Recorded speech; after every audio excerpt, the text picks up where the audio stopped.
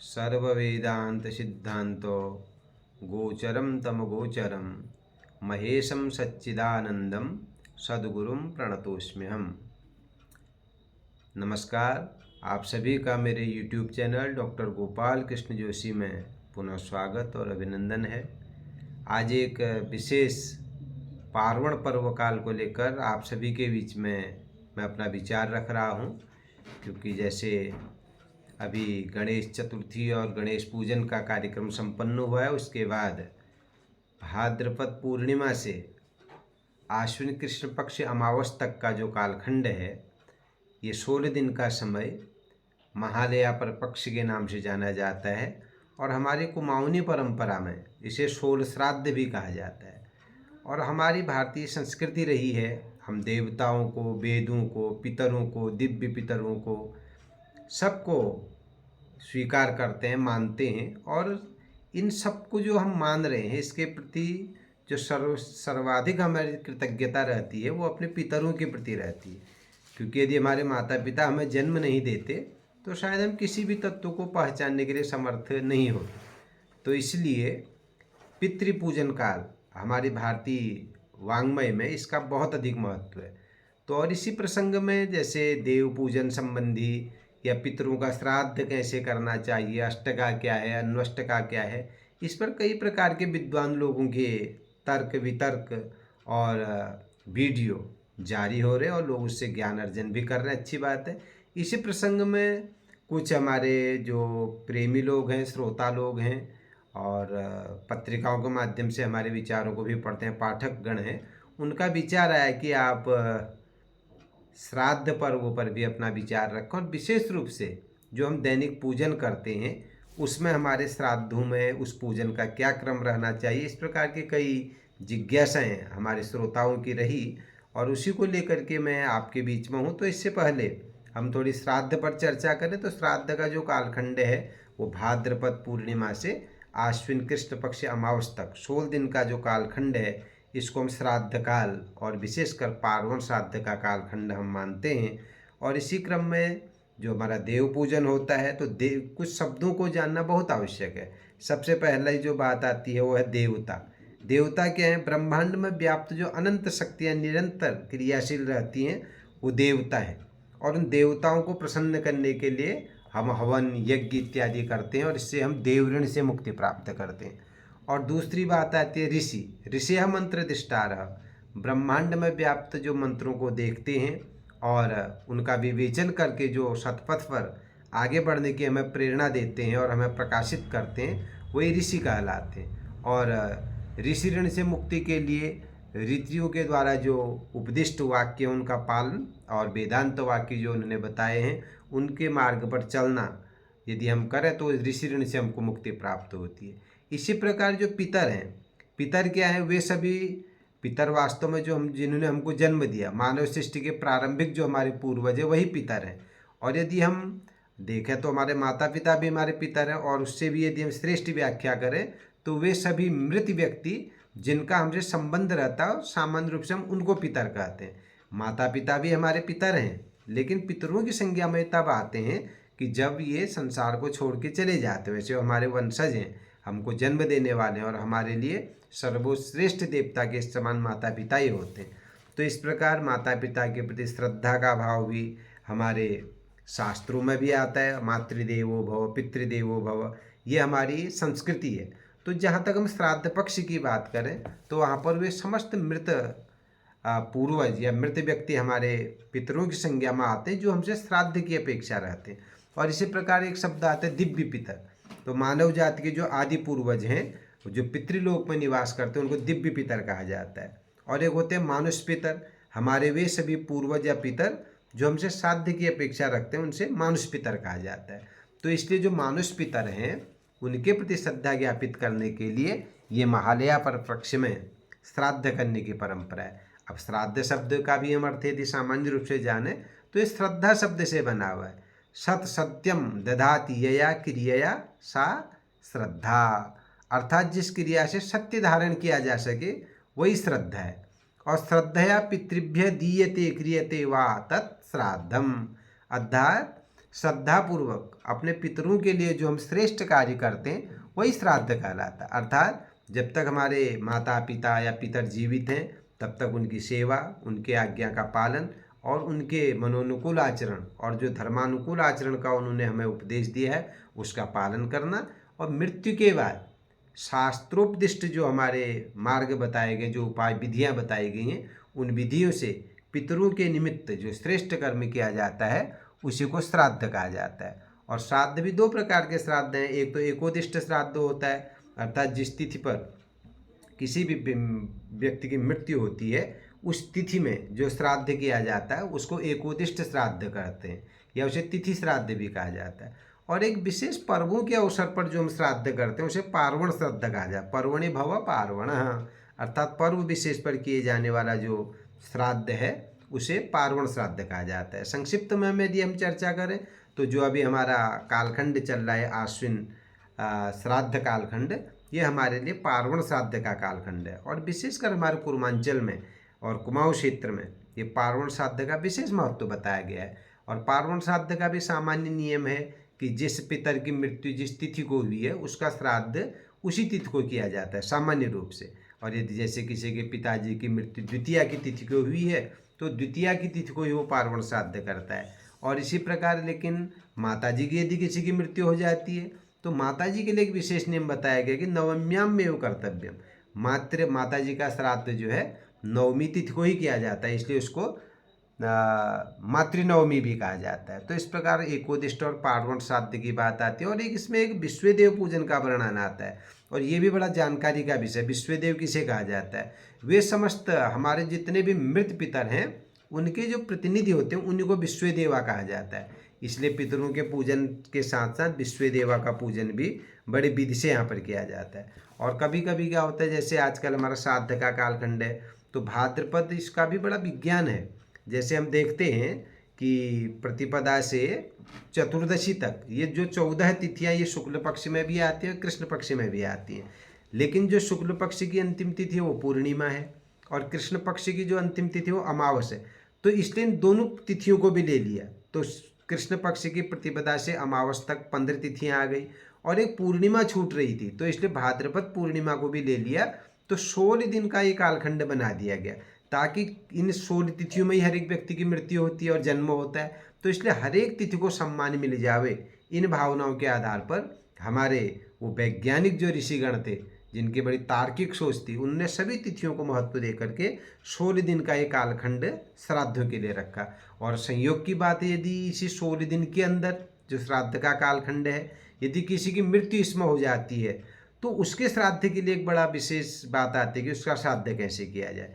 तो इसलिए इसके लिए भी एक सरल नियम है कि भाई जो श्राद्ध कालखंड में जिसकी मृत्यु होती है उसका तिथि श्राद्ध और पार्वण श्राद्ध एक ही दिन में होगा, जो कि उसकी मृत्यु की तिथि हो, उसे एकाह पार्वण कहा जाता है। तो इसलिए उसमें एकाह पार्वण विधि से श्राद्ध कराया जाता है। और सामान्य रूप से यदि किसी के पिताजी की मृत्यु हो गई तो वो अपने पिताजी की मृत्यु तिथि पर ही श्राद्ध करता है। माताजी का नवमी को श्राद्ध होता है। और माता पिता यदि दोनों की मृत्यु हो जाती है तो हमारे कुर्मांचली पद्धति में विशेषकर देखा गया है कि जब माता पिता दोनों दिवंगत हो जाते हैं तो लोग तिथियों के महत्व को ध्यान में रख करके अष्टमी को पिताजी का श्राद्ध करते हैं और नवमी को माताजी का श्राद्ध कर लेते हैं। सर्वेषामेव मातॄणां श्राद्धम कन्यागते रवौ नवम्यामेव कर्तव्यम। पुराण समुच्चय में ऐसा वर्णन आया है कि माँ का श्राद्ध नवमी को ही किया जाना चाहिए। तो इस प्रकार से श्राद्ध का सामान्य ये जिक्र हमने किया। लेकिन जो श्राद्ध भी हैं वो भी 3 प्रकार के, एक नित्य श्राद्ध हैं, एक नैमित्तिक श्राद्ध और एक काम्य श्राद्ध है। ये जो हमारे एकोदिष्ट श्राद्ध हैं या जो पार्वण श्राद्ध हम अष्टका अन्वष्टका कहते हैं, ये सब नित्य श्राद्ध के अंदर आते हैं। और नैमित्तिक श्राद्ध के अंदर आते हैं जब कोई मांगलिक कार्य हमारे घरों में होता है, उस समय जब हम वो वृद्धि श्राद्ध इत्यादि करते हैं वो नैमित्तिक श्राद्ध कहा जाता है। और विशेष कामना से यदि कोई श्राद्ध व्यक्ति करता है तो काम्य श्राद्ध कहलाता है। तो इस प्रकार 3 प्रकार के श्राद्धों का भी वर्णन आता है। और इस श्राद्ध में 3 चीज़ों का बड़ा विशेष महत्व बताया गया है। त्रीणि श्राद्धे पवित्राणि दौहित्रः कुतपस्तिलाहा। श्राद्ध में जो है दौहित्र जो भांजे को भोजन कराना, और मध्याह्न का समय, और तिल, इन 3 चीज़ों का श्राद्ध में विशेष महत्व बताया गया है। और यहाँ तक भी श्राद्ध को तो इतना गंभीर माना गया है, शास्त्रों में तो ये वर्णन आता है, यदि आप पूजा पाठ अनुष्ठान कराते हैं तो उस समय आप ब्राह्मण की परीक्षा ना भी लें तब भी चलेगा, लेकिन श्राद्ध में बड़े विधिवत ढंग से ब्राह्मण का चयन करना चाहिए और योग्य ब्राह्मण से ही श्राद्ध करवाना चाहिए, ऐसा भी वर्णन आता है। तो इस प्रकार श्राद्ध का जो सामान्य नियम है, ये तो विस्तार तो इसका बहुत है, इस पर ज़्यादा चर्चा करना बहुत आवश्यक भी नहीं है और सब लोग इस चीज़ को समझते हैं। लेकिन आज का जो हमारा मुख्य विषय रहा कि कई हमारे जो श्रोता हैं या हमारे पाठक हैं, उन्होंने कहा कि देव पूजन का क्या करना चाहिए। देखो, श्राद्ध जो है ये पार्वण श्राद्ध है, विशेष पर्व काल में ये हो रहा है, तो एक नित्य श्राद्ध है, इसमें कोई ज़्यादा सोचने की ज़रूरत ही नहीं है। तो इसमें जो हमारे जब श्राद्ध नित्य है, तो जो नित्य के हमारे कर्म हैं उनमें भी किसी भी प्रकार का अंतर नहीं आएगा। अर्थात जैसे हम नित्य प्रति स्नान करके देवताओं का पूजन करते हैं, तो उसी विधि से हम देव पूजन करें। देवताओं को चंदन, कुमकुम, पिठियाँ, अक्षत, फूल, धूप, दीप, नैवेद्य सब चढ़ाया जाएगा। ये नित्य कर्म की तरह वो पूजन विधिवत होगा, शंखध्वनि भी होगी, जैसे हम भगवान की आरती करते हो आरती भी होगी, इसमें किसी प्रकार का अंतर नहीं आएगा। कई लोगों का प्रश्न है कि श्राद्ध में शंख नहीं बजाते। अरे, श्राद्ध में जब आप प्रातः काल में देव पूजन करते हैं, सायंकाल में संध्योपासन करते हैं, देव पूजन करते हैं, उसमें शंखध्वनि होगी, लेकिन वो तो सामान्य बात है। जब श्राद्ध होता है तो श्राद्ध स्थल पर शंख नहीं बजाई जाती है। और श्राद्ध कहाँ होता है? रसोई में होता है, उसके आसपास में होता है। तो श्राद्ध के समय तो पितरों को याद किया जा रहा है, तो कहीं ना कहीं हमारे पितरों के प्रति वो श्रद्धांजलि है, तो वहाँ पर बहुत ज़्यादा प्रसन्नता का माहौल नहीं होता है, इसलिए शंखध्वनि का, प्रसन्नता का घोष वहाँ पर नहीं किया जाता है। अब जैसे नित्य व्रत की बात आई, जो नित्य मंगलवार का व्रत करता है या पूर्णमासी का व्रत करता है, कोई एकादशी का व्रत करता है, तो नित्य व्रत भी अपने गति से चलते रहेंगे, उनमें किसी प्रकार का कोई अंतर नहीं आवेगा। कोई व्यक्ति अपने घर में यदि नित्य सुंदरकांड का पाठ करता है या मंगलवार को सुंदरकांड का पाठ करते हैं, तो वो भी अपने उस पाठ को जारी रखेंगे, इसमें किसी प्रकार का अंतर नहीं आएगा। और जैसे पिठियाँ लगाने की बात आई, परिवार के सब लोग पिठियाँ लगा सकते हैं। हाँ, जो लोग श्राद्ध करते हैं, जिनके पिताजी नहीं हैं, जो परिवार के सयाने हैं या प्रतिनिधि हैं, अपने पितरों का यदि वो श्राद्ध करते हैं, तो श्राद्धकर्ता को केवल चंदन, अक्षत और जो है तिल लगाने चाहिए, उसको पिठा नहीं लगाना चाहिए। केवल ये श्राद्धकर्ता के लिए नियम है। जो छोटे बच्चे हैं या अन्य लोग हैं, माताएं, वो सब तिलक लगा सकते हैं, उसमें कोई दिक्कत की बात नहीं है। तो इसलिए सारी चीज़ें किताब पढ़ करके नहीं होती। जैसे हम देखते हैं हमारे घरों में, जैसे किसी का बच्चे का जन्म होता है तो जन्म होते ही शंखध्वनि की जाती है। तो आजकल जैसे श्राद्ध हैं, तो आजकल भी यदि किसी के घर में बालक या बालिका का जन्म होगा तो उसमें शंखध्वनि की जाएगी। तो इसलिए शंखध्वनि का कोई ऐसा निषेध नहीं है, केवल जिस समय श्राद्ध हो रहा हो उस समय शंखध्वनि नहीं की जाती है। और इसका आप तर्क स्वयं किताबों से या पंडितों से ही जानने की आवश्यकता नहीं है, हमें अपने संस्कृति के विषय में स्वयं तर्क और चिंतन करना चाहिए। यदि आजकल किसी का बच्चा होगा तो उसका नामकर्म भी तो होगा, तो नामकर्म भी होगा तो उसमें सामान्य पूजा भी होगी और उसके बाद शंखध्वनि भी होगी, सारी चीज़ें होगी। तो इसमें ज़्यादा सोचने का कोई प्रश्न ऐसा नहीं होता है। और यदि किसी का बच्चे का जन्म श्राद्ध काल में हुआ है तो अपने बच्चे का यदि मार्कंडेय पूजन करेगा। यदि जो लोग तिथि के अनुसार बच्चे का जन्म दिवस मनाते हैं तो उनका विधिवत मार्कंडेय पूजन भी होगा। तो इसलिए इस प्रकार के केवलम शास्त्रमाश्रित्य न कर्तव्यो विनिर्णयः युक्तिहीन विचारेतु धर्महानि प्रजायते।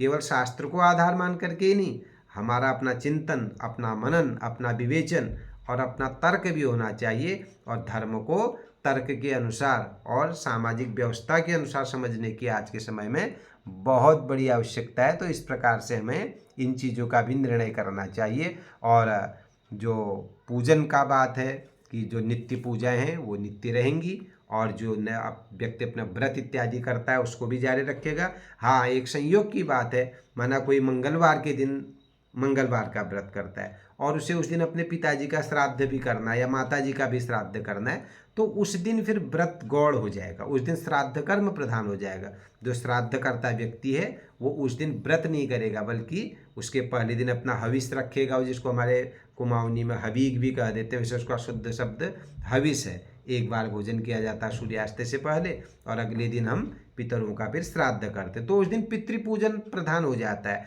तो इसलिए उस दिन वो व्रत न करके भगवान का मानसिक स्मरण कर ले और पितरों का फिर श्राद्ध करने के बाद ब्राह्मण को भोजन कराए। और उसमें नियम है कि ब्राह्मण के साथ यजमान को भी भोजन करना होता है, तो इस दिन उसका व्रत नहीं बल्कि पितृकर्म प्रधान होगा और ये व्रत का खंडन नहीं माना जाएगा। बस अगला बार जब मंगलवार आता है, व्रत का दिवस आता है, वो उस व्रत को निश्चित ढंग से करते रहेंगे। तो इसी से कोई भी उनके व्रत में व्यवधान नहीं समझा जाएगा। और इसी प्रकार जो हमारे श्राद्ध हैं उसके समय के बारे में लोग चर्चा करते हैं। ज़्यादा किताबों के चक्कर में पढ़ने की आवश्यकता नहीं है। सामान्य सी बात है, जब हम कोई घर में शुभ कार्य करते हैं और उसमें प्रातःकाल में जो आभ्युदय श्राद्ध किया जाता है, और जब हमें एकोदिष्ट श्राद्ध करते हैं, तिथि श्राद्ध, इसके लिए जो मध्याह्न का समय दोपहर 12 बजे के समय में यदि वो तिथि है तो इस दिन एकोदिष्ट श्राद्ध किया जाता है। जो पार्वण श्राद्ध किया जाता है इसमें अपराह्न भी अपनी तिथि देखी जाती है, 12 बजे के बाद और सूर्यास्त से पहले जो तिथि है उसमें पार्वण श्राद्ध किया जाता है। तो इसलिए इसमें समय के बारे में भी बहुत अधिक तर्क कुतर्क वितर्कों में पढ़ने की आवश्यकता नहीं है। तो श्राद्ध सीधी सी बात है, श्रद्धा का विषय है और हमें अपने पितरों के प्रति श्रद्धा होनी चाहिए। और अक्सर श्राद्ध में तो इतनी कठिन प्रक्रिया, कई बार श्राद्धकर्ता को गुस्सा भी आ जाता है, इसलिए 3 चीज़ों का बड़ा त्याग बताया इसमें। वर्ज्यानि प्राह राजेंद्र क्रोधोद्भगमनम त्वरा। श्राद्ध के समय एक तो क्रोध नहीं करना है, और श्राद्ध के कालखंड में यात्राएं नहीं करनी है, और श्राद्ध करने में बहुत जल्दीबाजी नहीं करनी है। तो इन 3 चीज़ों का ध्यान रखना है। तो इस प्रकार श्राद्ध में जो संवेदनशील होकर के अपने पितरों के प्रति श्राद्ध करता है, निश्चय पितर बड़े प्रसन्न होते हैं। लेकिन आज का समय और आपाधापी का समय, लोगों के पास समय का बड़ा अभाव है। श्राद्ध में तो 3 घंटा लग जाता है, इतना समय भी लोगों के पास नहीं है। इसलिए संक्षिप्त विधि से भी श्राद्ध का वर्णन बताया। यदि कोई किसी कारण से बाहर है, परदेश में है, व्यवस्थाएं नहीं है, श्राद्ध नहीं कर पाता है, तो उसे कम से कम जो है पंचबलि करके अपने पितरों को स्मरण करना चाहिए। और बलि शब्द का भी बड़ा गंभीर अर्थ है यहाँ पर। बलि शब्द का अर्थ जीव हिंसा नहीं है, बलि का अर्थ तो शुद्ध सात्विक कर्म। पितरों के लिए अन्न इत्यादि के दान को भी बलि कहा जाता है। सबसे पहले गौ बलि। गौ बलि माने गौ के लिए ग्रास देना है। सौरिवेभ्य सर्वहिता पवित्रा पुण्यराशय प्रतिगृहणन्तु मे ग्रासम गावस्त्रैलोक्य मात्रा। इस मंत्र से गाय के लिए अन्नदान करें। फिर श्वान बलि, हमारे वहाँ इतनी बड़ी हमारी संस्कृति है, इतम उत्तम श्वान, उसको कुक्कुर जिसको कहा जाता है, तो श्वान के लिए भी अन्न देना चाहिए। फिर उसके बाद कौवे के लिए काक बलि, और उसके बाद सभ्य जनेऊ करके देवताओं के लिए भी अन्नदान भोज्य पदार्थ अर्पण करने चाहिए। देवा मनुष्या पशवो वयांसी सिद्धा सयक्षु रगदैत्य संगाहा प्रेता पिशाचस्तर्वस्समस्ता ये चान्नमिच्छन्ति मया प्रदत्तम। तो इस प्रकार पितरों को अन्न प्रदान करना चाहिए। और उसके बाद पिपीलिकादि बलि, छोटे छोटे जीव पक्षियों के लिए, उनके लिए भी बलिदान या अन्नदान करना चाहिए। तो इस प्रकार पितरों को प्रसन्न करने के लिए पंचबलि का यहाँ पर वर्णन दिया गया है। और पंचबलि के माध्यम से ही संक्षिप्त से जो पितरों का पूजन संपन्न करता है,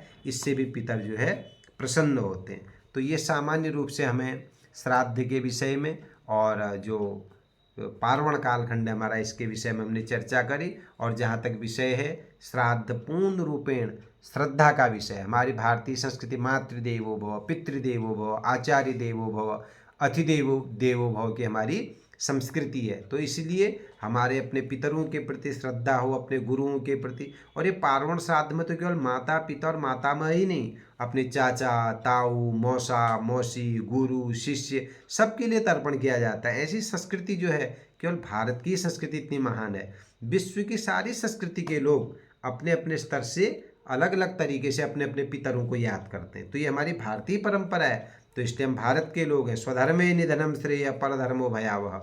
अपने धर्म पर हमको अडिग रहना चाहिए। और जो हमारी परंपरा, हमारी मान्यता है, इस परंपरा और मान्यता के अनुसार अपने पितरों के प्रति हमें श्रद्धा समर्पित करनी चाहिए। तो पुनः आप सभी लोग इस बात का ध्यान रखें, जो नित्य देव पूजन व्रत या अनुष्ठान जो आपके नित्य कर्म में हैं, उन पर आप किसी भी प्रकार से व्यवधान आपने नहीं करना है। और हाँ, विशेष मंदिरों में जाना, नया अनुष्ठान शुरू करना, घरों में भागवत कथा सत्यनारायण कथा कराना, ये इस कालखंड में वर्जित है।